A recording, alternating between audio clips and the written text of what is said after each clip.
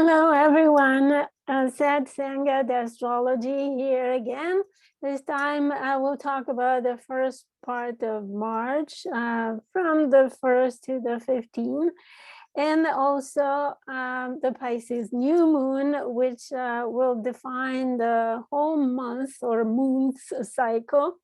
And it happens on March 2nd. I know that sometimes the videos go a little longer than you expect. However, I might share with you some ideas that you would appreciate. So stay tuned and you can watch it in installments if you don't have time at the moment.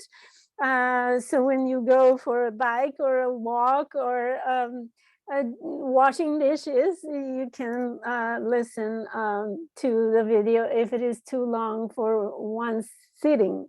So if you like my material and my work, here is my contact information. And I need to tell you that I'm teaching an introductory course of astrology. So if you like to test it, I can share with you the first class, which is free if you like to test the waters. So don't hesitate to email me. Here you have my email information. I write a blog at sangatheastrology.blogspot.com, and I am also on social media, as you see here. So thank you so much for watching, and I will speak about to get started, about the new moon in Pisces. It happens on the 2nd of March, and it happens at 12 degrees 07 Pisces. So the chart, which I will share immediately with you, this is the chart. I use the natural chart. Let me zoom it full screen so you can see big. So we have this chart is the natural zodiac, because I talk about issues that apply to everyone, to the whole humanity. And the reason why I don't speak, I don't give sign by sign like many astrologers do, is because each person is so unique that the influences could be very, very different for every Capricorn, for example, or every Aries, or every Pisces in this case, because of the natal moon-sun relationship and placements, because of in this case Jupiter or any other planets. It depends on the aspects the planets make in the natal, and also the aspects that the new moon or any other planets make to the natal planets. So there's no one horoscope fits everybody. You know, I do serious astrology. It is not the kind of astrology that you read in the papers, right? So that's the reason why we can only talk about certain energies, and it's very superficial. It won't, and for some people even, they may not be affected at all with certain transits. It depends on the natal horoscope. So I encourage you to do serious introduction to astrology, so you are familiar with certain basic concepts that you can use in order to interpret what I say when I do these reports. So I really appreciate your watching this video, and let's dive into this new moon in Pisces, right? We have a cardinal here, mainly cardinal and mutable, strong water and earth. So when water and earth get mixed, we have creative power, right? We give shape and structure and form to things, material things. And when we have cardinal and mutable, we have a lot of changes and a lot of adjustments and adaptations to those changes. So this is what we have. We have strong changes, especially in the collective, and very high demand of adjustments and adaptations to those changes in the material physical plane. So there are material changes that are going on. So it is important to see in this chart, as I mentioned in previous videos as well, that we have most of the planets except just Uranus and Chiron packed and squeezed in the last quadrant of the zodiac. And this talks about these energies and these influences affecting the collective, the society, Capricorn, the collective groups, right, at large, society at large, and in sectors of society, and also the whole world, the whole humanity, right, in Pisces, and not only humanity, but it affects those 4 planets. We have a stellium in Pisces, will affect the earth, animals, plants, everything that is on the planet, because Pisces involves and encompasses everything, and not only earth, also the cosmos. And there are changes in the cosmos that we may not be aware at all, that are affecting us as well. And whatever we do is affecting the rest of the solar system, who knows, right? So in this so this is an end of a cycle for the humanity, and those changes are social, as I said, collective and global, and they this is what will affect us all. We will see changes in governmental institutions, in society, and the collective unconsciousness, right? So that affect everybody. So we have this new moon conjunct Jupiter, right? Is a huge spiritual beginning. But we will see. It is a kind of a fake beginning. And they are, the 3 of them are in the sign of Pisces, with the ruler of Pisces, Neptune, there. And it's not very far away, so I consider this as a conjunction, even though it's not exact. But just the fact that the ruler is inhabiting the sign, then it is a very strong conjunction feeling. So we can say that it is a very inspired and very spiritual beginning, the start of the moon or moon cycle, right? But at the same time, it could be the beginning of a delusion, a beginning of escapist behaviors, of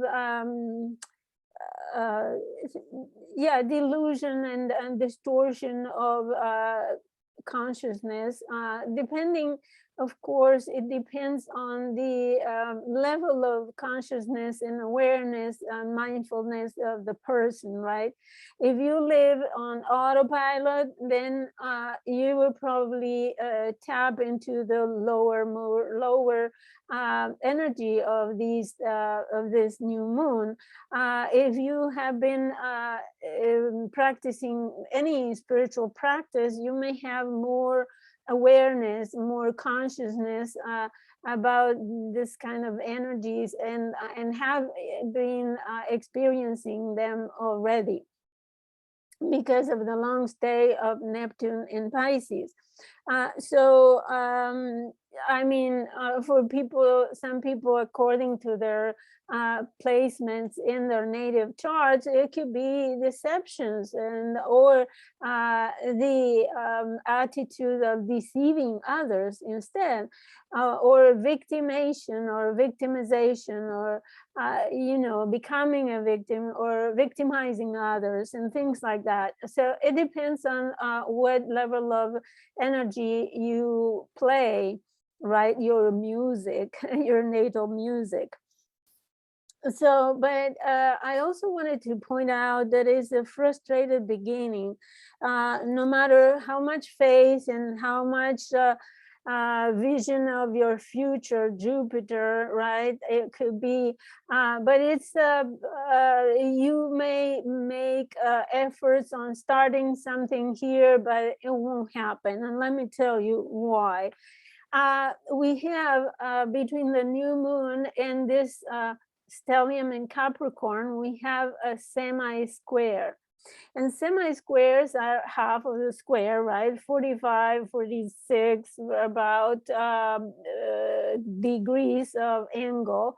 And in general, semi-squares are when you are engaged in efforts doing something and you go nowhere, right? Like suppose that your car broke and you know very little about cars, and you put your hands in it and try to fix it because no one is available, or the mechanic is not it doesn't have room to take you right away, and you start working on it. But of course, if you don't have the knowledge, you won't go anywhere. So this is just an example that is not even relating to the energies of Pisces, but it's just to illustrate how the semi-square works, right? So the semi-square is something that this new moon is influenced by this stellium in Capricorn, meaning that anything that it is transformed, deeply transformed here in Capricorn, will affect this new moon, not letting it go far anywhere for now, right? Let's wait until it makes the square and we'll see. Anyways, but this triple conjunction here, almost perfect, right? Just for minutes separations. And in fact, the perfected conjunction are on the 6th, Venus, Mars, and with Pluto. Well, I don't have the exact date and time, but it is around the 3 March 3rd to through the 6th. So from those 3 days, you will have the conjunctions, these perfect conjunctions of the 3 planets. But in any case, even if it is not perfect, the conjunction of Venus and Mars and Pluto, as I mentioned previously in other videos, these are the rulers of the North Node, Taurus, ruler Venus, and the South Node, Scorpio, ruler, traditional ruler Mars, and modern ruler Pluto. So we have here in Capricorn, right, governmental institutions that are uniting these two poles of this axis. And as I explained before about the North and South Node and Taurus and Scorpio, it is the axis of energy, the axis of resources, and we're supposed to drain or let go of those shared energies, right, and resources, and we are supposed to become more reliant on ourselves, more self-reliant, And these are a combination that will unite these two ends, right? They will combine, and it's a perfect time to balance this axis, Taurus, Scorpio, right?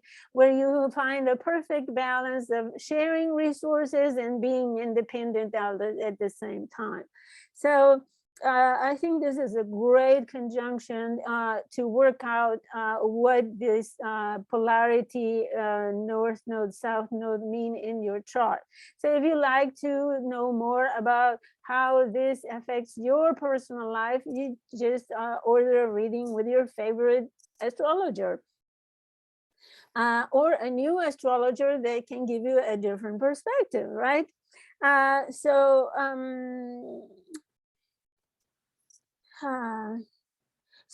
on the 1st of March, we had the sun and the moon sextile Uranus, right? Just hours before the new moon, they sextile Uranus. And this is a proposal, let's say, because Uranus is giving us the opportunity for a radical decision, or something out of your normal, right? Something that you've never done before and you never thought that you could do it. Now you have this hint that you may do it, because it's sextile is always an opportunity, something that you might or might not use. And or you may receive an offer that is original, eccentric, and also defies rules, right? Because that's what Uranus does. So it is an opportunity, but as I said, you may be kind of hindered by this triple conjunction in Capricorn, which may mean financial changes at the level of government. It's in the United States, at least, with the Pluto return that just happened 8 days before the moon, or 10 days before this new moon on February 22nd, 2022. So it was also conjunct Venus and Mars. And I bet today is the 19th of February. So we are just 3 days away, and the government is still speaking about a new budget and a new financial landscape, right? And how to manage resources in different ways, and using the resources for new challenges, like possible war. Anyways, but certainly it is a defiant challenge for the US. This is packed with energy. I mean, Mars and Pluto. What more energy can you ask for, right? Anyways, so this there is this radical transformation in Capricorn at the level of institutional level that creates probably an identity crisis, because it is in a quintile aspect, creative aspect. So it means that this could create not only an identity crisis for the US, but also for humans. What is my place in the world as a human being? If these decisions are being taken without my knowledge or my acknowledgement or my consent, right? What is my importance? Am I important at all as a human being, right? The identity of human beings are at stake here. So, and what are we doing, right? And is there a possibility to do something, right? Chiron spent the whole life, his whole life trying to heal, and it was not until Zeus helped him by an exchange with Prometheus, right? But he himself was not able to heal himself, no matter how many efforts he put into it. So, and we as human beings, we may be faced in Aries, right, with this identity challenge. Who are we? Can we heal ourselves? What have we done in order to hurt our human beingness? And we have done a lot, right? So it made this quintile may create, right, healing, but also wounding, or healing through wounding at the same time. So the other thing is that we have Saturn separating from the square to Uranus, and now Saturn gets free just for a while to implement and announce. Mercury is conjunct Saturn. It may be a few days before, a couple of days before, when Mercury exactly conjoined Saturn. It might have been an announcement of permanent rules for social interactions, regulations of the internet, or interference with the distribution of information, right? Restrictions in the distribution, Aquarius, of information. And it's also announcing, because it's approximately at 18 degrees that Saturn will square the nodes when the nodes come there. So, and during the eclipses, Saturn will be squaring the nodes. So I think this conjunction of Mercury with Saturn at this mark, 18, 19 degrees, and it's also where the final almost square to Uranus will happen by October, end of October this year. So I think this Mercury announcing something that could be, long lasting. I think it's not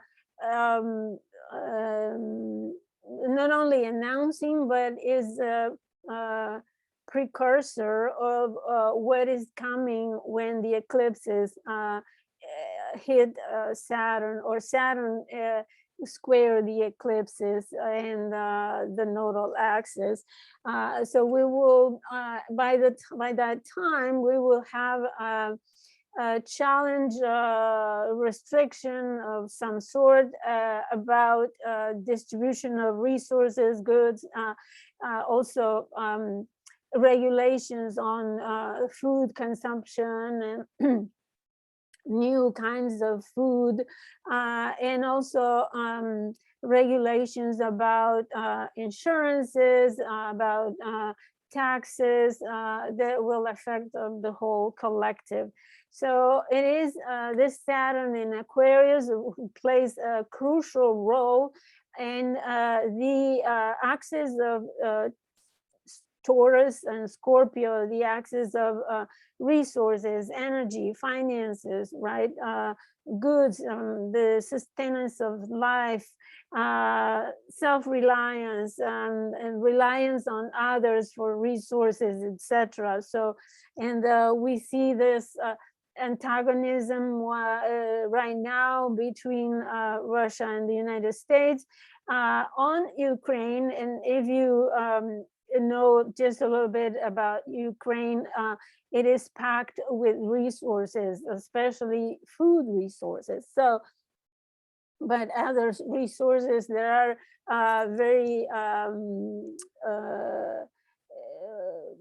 wanted by the powers, the big powers of the world. So I think is very, very significant, this Mercury conjunction Saturn.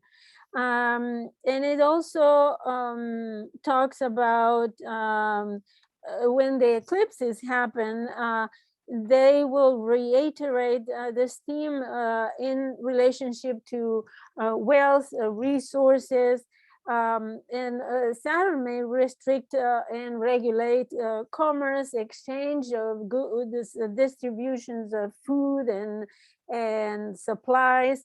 It may regulate insurance businesses. There may be news on taxes and also online banking and such things, right? Because Saturn in Aquarius, it's all about regulations of the internet and the virtual exchanges of resources. As I said, this new moon could be very inspirational, but you won't go far, at least for now. On the 5th of March, the Sun conjuncts Jupiter at 14 degrees 58, almost 15 degrees, which is the midpoint, and it's a strong, as in every sign, the 15 mark is a very strong point of the sign, right? And it is the decan of Cancer. So it will be very, very emotional conjunction of the Sun and Jupiter. So when later on, sorry, when later on the Sun conjuncts Neptune, it will do it at 22 degrees 52 minutes, and that will announce something about what is coming for the conjunction of Jupiter and Neptune, because Jupiter won't be far anyways, but I think the Sun will shed the light on that degree, right? That 23 degrees something, and we will see the first lights, right, of what this Jupiter-Neptune conjunction will be about. So let's go back also to the conjunction of Venus and Mars. On the 6th of March, Venus and Mars conjunct for the second time. Imagine this. They conjunct first time in Capricorn at 16 degrees whereabouts during the full moon in Leo, right? And now they will conjunct in Aquarius, 0 degrees, 2 minutes. I mean, this is amazing. And it's about 3 days after the new moon in Pisces. So I think this is completely amazing archetypally, because it reactivates the second Venus-Mars conjunction, reactivates the conjunction of Jupiter and Saturn in December of 2020, and which changed the spirit of the time, right? And the chronocraters create the new feeling for the times, and this will last for 200 years, when Jupiter and Saturn conjunct in air signs. And if you take a look at the air signs, they're all double, right? Double waves, double bars, and here the balance is double lines as well. So they are basically relational. That's why we have two, right? And so air signs are relational, are personal relationships, and relationships of in Libra, for example, relationship of balancing relationships. And then the third is Aquarius, which is vibrating at the same, the same vibes. So I think that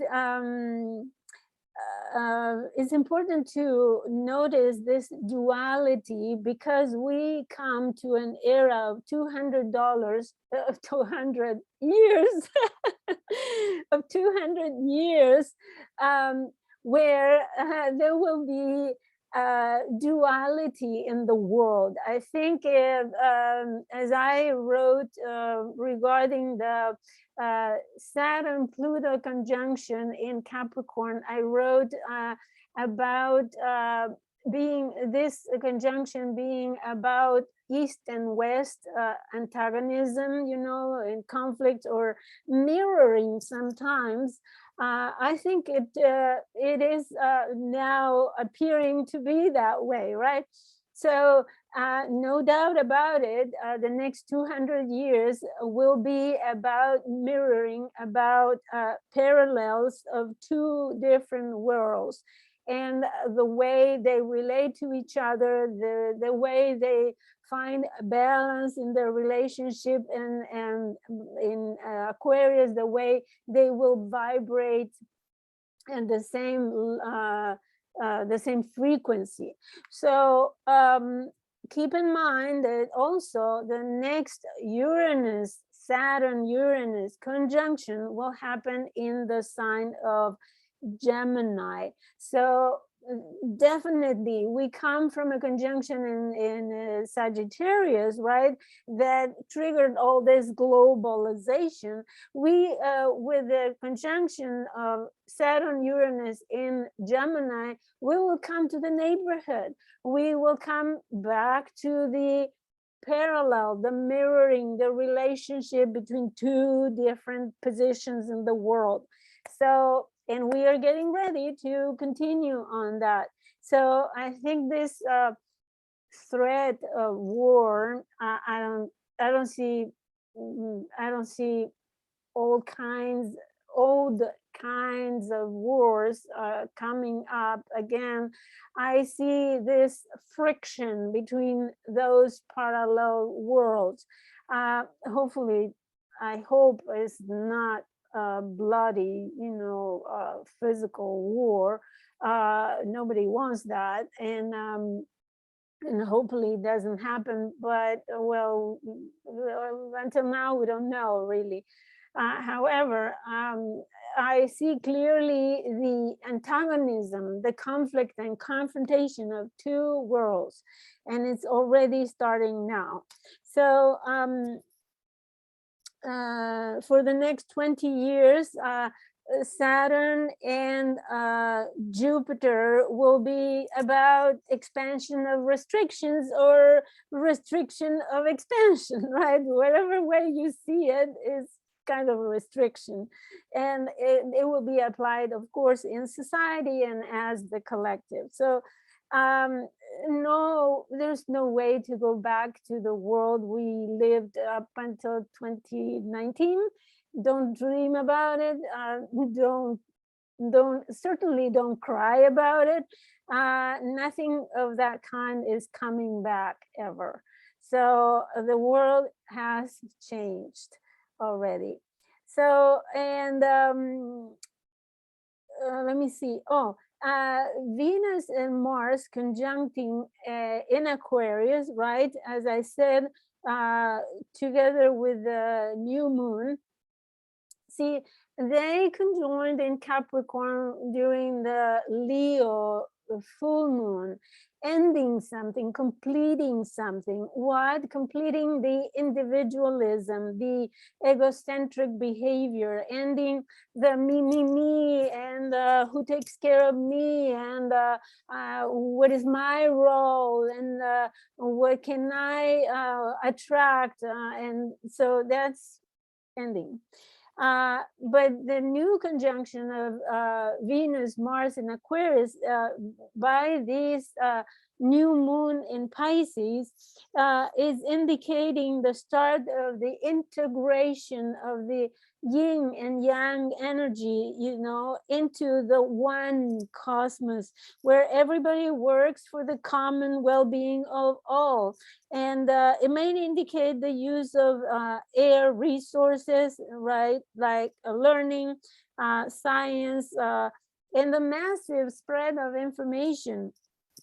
Because we see Jupiter with the new moon, it could also mean enculturation, massive enculturation, or enculturation of the masses, meaning, you know, this,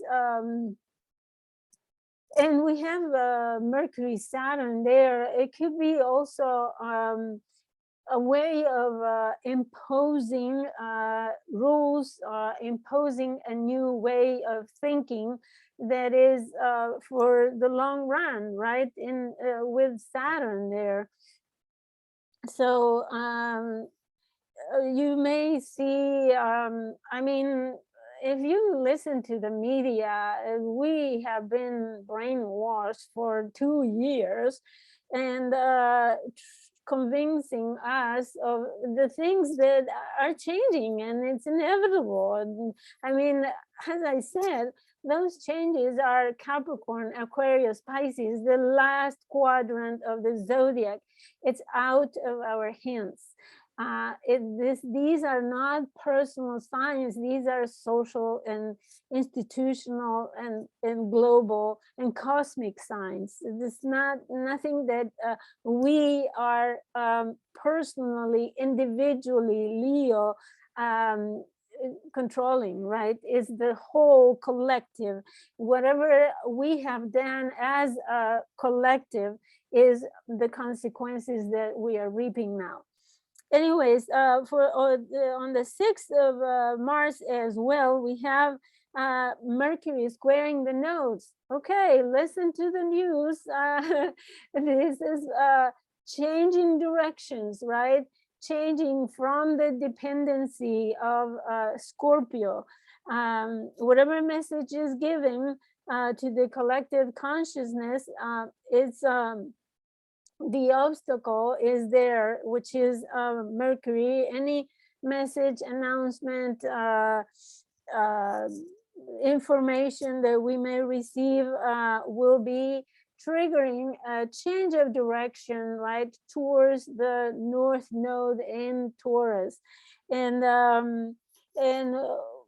we are called to let go of toxicity, financial dependencies, and I think insurances are going down the drain, whatever it is, and especially healthcare insurances are going to be a thing of the past with this South Node transiting Scorpio, right?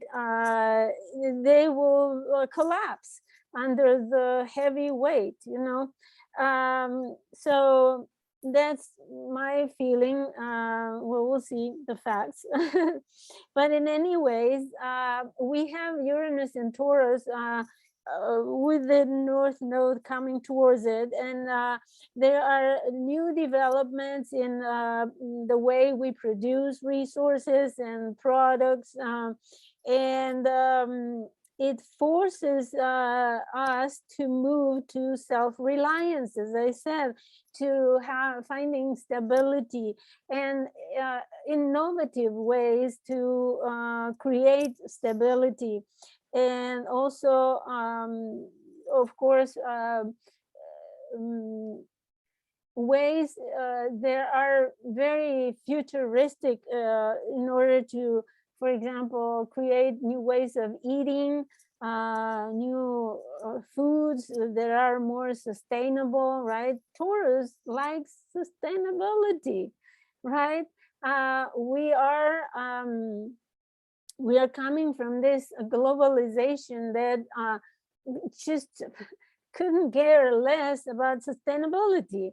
But the North Node and Uranus is talking about innovation in order to achieve sustainability in Taurus. So it could be sustainable material resources as well as sustainable financial markets and financial institutions. So the changes in finances are unavoidable. The system doesn't work anymore. So the currencies, well, we have unheard of inflation level, and not only that, other things that I don't even know or I'm not even aware of. But the finances, as we have had it for centuries, that doesn't work anymore. We are in a different world, and we will probably see innovations that we didn't even dream about. So get ready and don't if you want to start something in the house of Pisces, it's a new moon. If you want to feel inspired and faithful about this new start, and you are blocked or you are